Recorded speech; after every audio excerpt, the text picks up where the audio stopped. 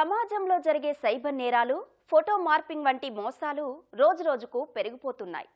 Social మీడియాలో సరదాగా post చేసిన ఫోటో, వీడియోలను మార్పింగ్ చేస్తున్న తీరు ఆ యువకులను ఆలోచింపజేసింది.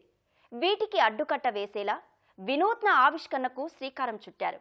డీప్ ఫేక్ కంటెంట్ అప్లోడ్ కాకుండానే ముందస్తుగా అడ్డుకునేలా అపరిక్స్ అనే సాఫ్ట్వేర్ రూపొందించారు అనంతపురానికి చెందిన కార్తికేయ ఆర్యన్, లోకేష్. ఇప్పటికే ఈ ప్రాజెక్టును పలు వేదికలపై ప్రదర్శించి ప్రశంసలు అందుకుంటున్న యువ ఇంజనీర్ల కథనమిది.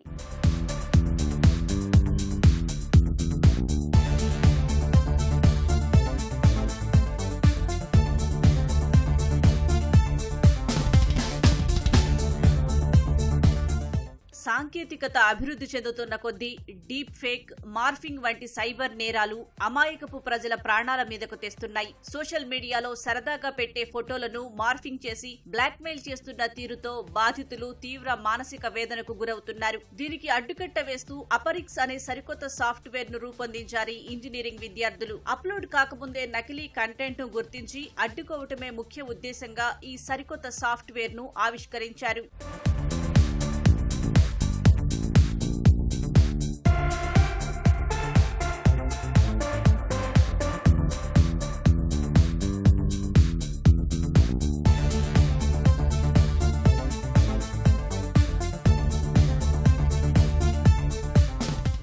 యువకులు కార్తికేయ ఆర్యన్, లోకేష్ అనంతపురం స్వస్థలం. ఒకే పాఠశాలలో 10వ తరగతి వరకు కలిసి చదువుకున్నారు. బెంగళూరులో వేర్వేరు కళాశాలల్లో ఇంటర్ పూర్తి చేశారు. అనంతరం ఆర్యన్ బెంగళూరులోని నిట్టె మీనాక్షి ఇన్స్టిట్యూట్ ఆఫ్ టెక్నాలజీలో, తమిళనాడులోని కళాసలింగం యూనివర్సిటీలో లోకేష్ కంప్యూటర్ ఇంజనీరింగ్ చివరి ఏడాది చదువుతున్నారు.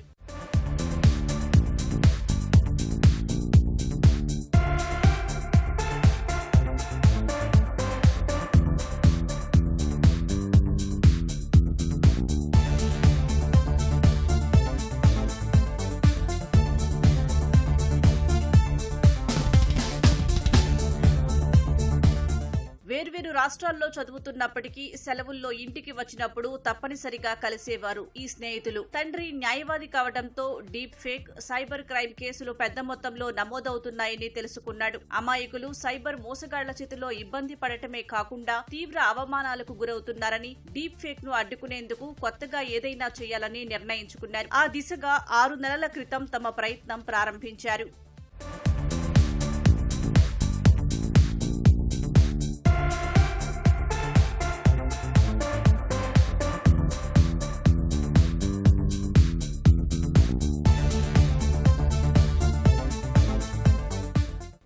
న్యాయవాదైన తండ్రి సలహాతో సైబర్ క్రైమ్, ఫోటో మార్ఫింగ్ వంటి మోసాలను అరికట్టాలని నిర్ణయించుకున్నాడు. చిన్ననాటి స్నేహితుడు లోకేష్ తో కలిసి ప్రాజెక్టు రూపకల్పనకు శ్రీకారం చుట్టాడు. సహజ సిద్ధమైన ఫోటో, వీడియోలను డీప్ ఫేక్ చేసి అప్లోడ్ చేయడానికి వీల్లేని అపరిక్స్ అనే సాఫ్ట్వేర్ రూపొందించారు స్నేహితులు. దీన్ని అనేక వేదికల మీద పవర్ పాయింట్ ప్రజెంటేషన్ ఇచ్చారు.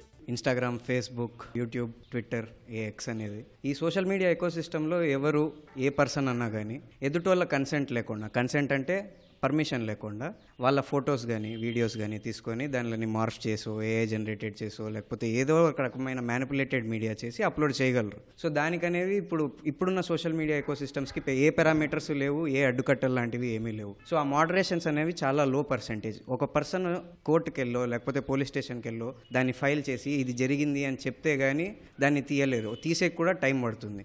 సో అంత లోపల మిస్ఇన్ఫర్మేషన్, ఆ కంటెంట్ స్ప్రెడ్ అయిపోయి అందరికీ తెలిసిపోయి ఆ మిస్ఇన్ఫర్మేషన్ అనేది జరుగుతుంది. లాస్ట్ ఇయర్ ఫిబ్రవరిలో మేము నాన్న బర్త్డే అప్పుడు మా నాన్న ఫోన్ చేశారు. సో ఫోన్ చేసి దీని గురించి మేము డిస్కస్ చేసాము ఒక 1.5 hours. సో డిస్కషన్లో నాన్న లా ప్రకారంగా చెప్పారు నాకు, దీన్ని లా ప్రకారంగా ఎలా అడ్డుకట్టాలి అనేది చెప్తే నాకు అప్పుడు ఈ ఐడియా వచ్చింది. సో దీన్ని పోస్ట్ అంటే పబ్లిష్ కాకముందే ఎలా దీన్ని అడ్డుకోవాలి అని చెప్పేసి అప్పుడు ఆ ఐడియా తట్టి నేను మరి నా చైల్డ్హుడ్ ఫ్రెండ్ని కాంటాక్ట్ అయ్యాను. సో కాంటాక్ట్ అయిన తర్వాత మేమిద్దరం కూర్చొని డిస్కస్ చేసి దీన్ని ఎలా అడ్డుకట్టాలి అన్న సొల్యూషన్ని మేము పాస్ట్ 8 monthsగా కూర్చొని ఒక అపరిక్స్ అనే సెల్ఫ్ అడాప్టివ్ ఏఐ ఇంటెలిజెన్స్ని క్రియేట్ చేశాము. ఇప్పటికీ డీప్ ఫేక్ ను గుర్తించే వెబ్సైట్లు ఉన్నప్పటికీ ఆ తరహా కంటెంట్ అప్లోడ్ ను అడ్డుకునే సాఫ్ట్వేర్లు లేవంటున్నారు. వెబ్సైట్లకు ప్రత్యామ్నాయంగా సరికొత్త సాఫ్ట్వేర్ ను డిజైన్ చేశారు. దీన్ని ఓ రూపానికి తీసుకువచ్చి పనితీరును పరిశీలించడానికి దాదాపు 20 లక్షల రూపాయల వరకు ఖర్చు చేశారు. చివరికి డీప్ ఫేక్ కంటెంట్ అప్లోడ్ కాకుండా అడ్డుకోవటం పట్ల విజయం సాధించారు.